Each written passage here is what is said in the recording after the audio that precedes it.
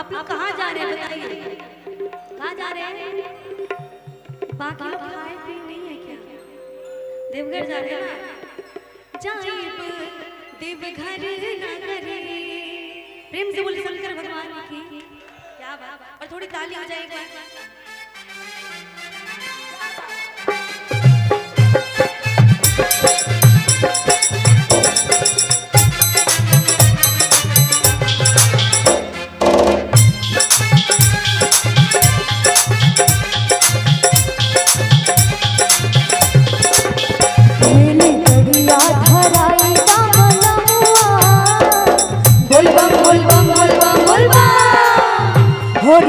गड़िया धराई ना मालमुआ जाइबा देवघर नगरी। होरे गड़िया धराई ना मालमुआ जाइबा देवघर नगरी।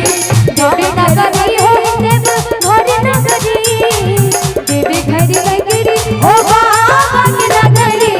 टिकट कटाई ना मालमुआ बोल बम बोल बम बोल बम बोल बम कटाई मालमुआ जाइबा देवघर नगरी।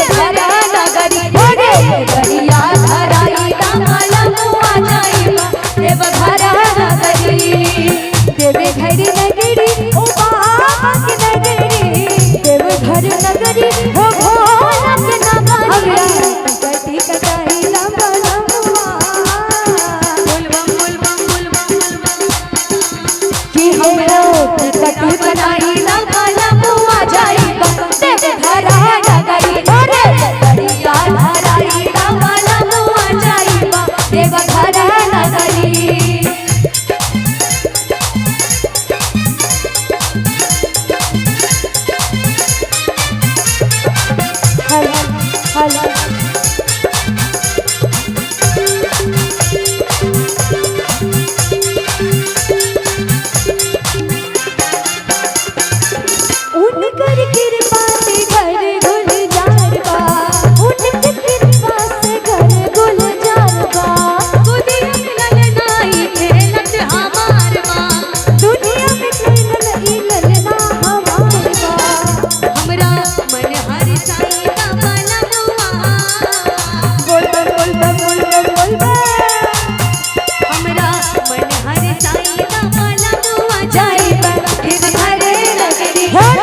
गड़िया धराई मालमुआ जाइबा देवघर